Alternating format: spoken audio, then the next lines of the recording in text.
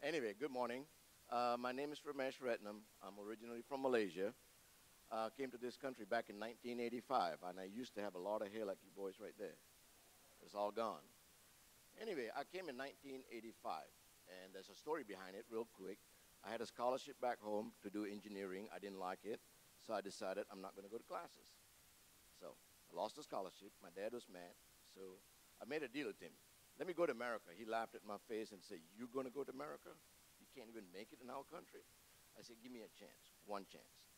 So I gambled on it. I'm the youngest out of three. It's kind of selfish for me to come to America and the rest of them had to stay back in Malaysia to go to school. But my mom and dad, the foundation I got, they were wonderful people. My mom's kind of quiet, but she's very smart when it comes to business. My dad is the outgoing one. He never had a stranger in his life. He'll talk to anybody. And I watched him, how kind he was to people, people he knew or people he didn't know. That gave me a good foundation. I wanted to grow up to be like my father. I made up my mind. So the day came to fly out here. And my dad gave me a piece of paper that he got from Mother Teresa. He was very fond of Mother Teresa. He went to India 5 times and finally got to meet her the 5th time. Years he saved the money, go, come back, go. And he gave me the piece of paper. It says, we cannot all do great things. We can do little things with great love. Kind of made a lot of sense, you know. And he said, always treat people the way you like to be treated. See, I was born and raised a Hindu. In a country majority was Muslim. We have Christians. We had Taoism, Buddhism, and free thinkers. But we got along. That's the reason Malaysia prospered, because we have synergy of saying, I'm a Malaysian. I won't say I'm a Malaysian Indian. I'm a Malaysian. So coming here is really hard. If I came from Tupelo or Chickasaw County or whatever, it's not that far. Coming here took about 26 hours just to get to America. And I left the island I'm from. It's only 2/3 of Lafayette County, and we had 1.3 million people living in it up to last year. So then I came to a town with 4,000 people, and it's a dry county, Johnson County. And it's still a dry county. And that was back in 1985. Okay, that's a long time. So anyway, as a new foreign student, I struggled a little bit. I was invited to church, so we went to church. My first encounter of so-called this man, Jesus, who's son of God, but he was born of human. So I'm trying to make sense of all this, right? So we went to church. After church, we had free lunch. Of course, we like the free lunch, college students, you know. And the youth pastor came to speak to us. And basically, long story short, he asked me, what's my belief? I said, I was born and raised a Hindu.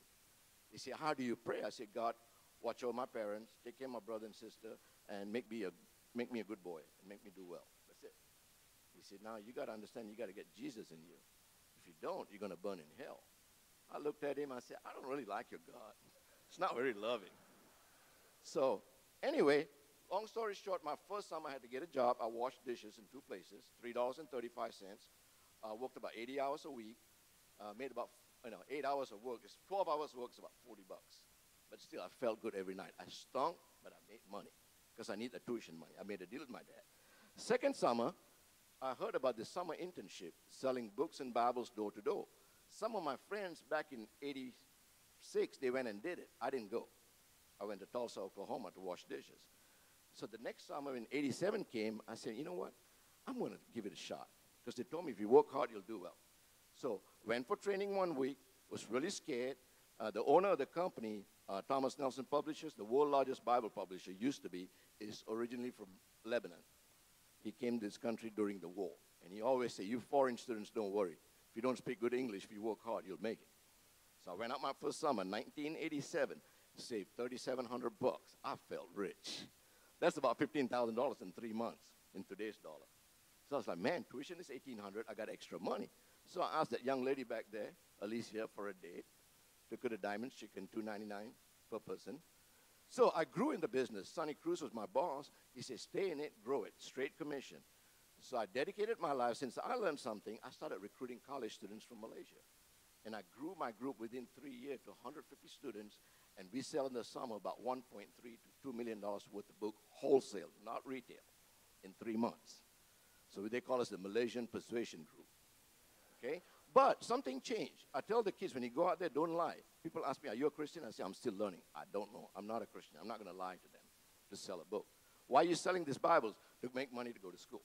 But I never showed many Bibles until I learned it.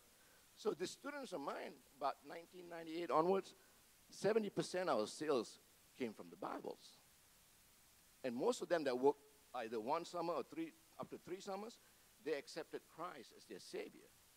And here I am. I started in 85, and I left the company in 2001, started my own publishing company in Oxford, and ran it again until 2015. So altogether, I was in the Bible business for 28 years. I had many incidents that happened to me. I think back, I said, wow, that was a sign. I didn't catch it. One of the signs is I was in New York.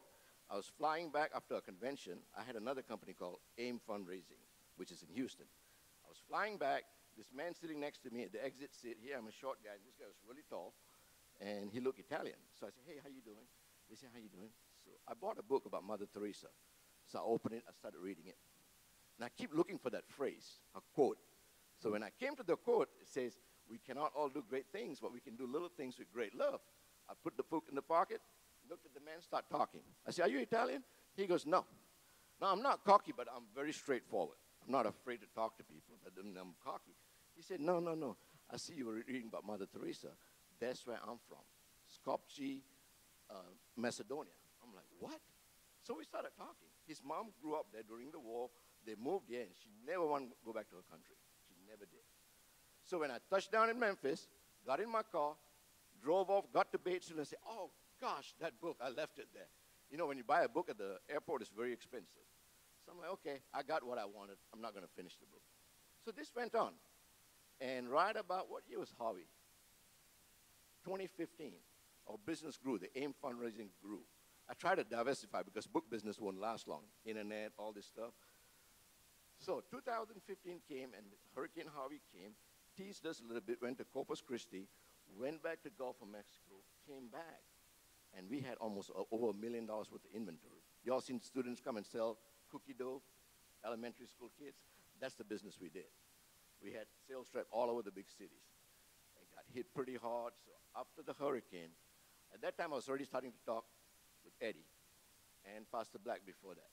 And I'll never forget one other thing. When Pastor Black was up here to do communion, and he said this one thing, it don't matter what you believe in, Jesus would like you to come to his table. For some reason, when he said that, I jolted up and came down here and got my Holy Communion. Not on the side, not here. I went down up there to get it. So Pastor Black said, Ramesh, it's good to see you. I said, good. So when the flood happened, I was starting to talk to Eddie about my feelings, my stories. And he said, well, you just need to go through it.